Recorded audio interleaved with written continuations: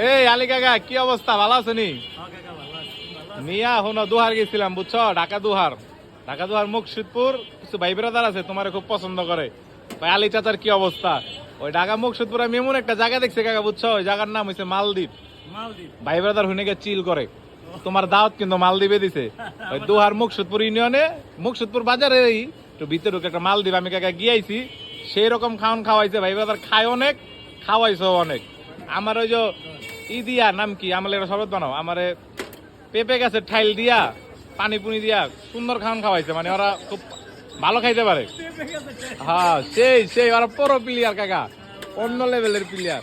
আমরা ভাই বাজার কইছে আলী কাকারে লয়ে যাইতে, তোমার একটা দাওয়াত দিছে, তুমি যাইও কিন্তু।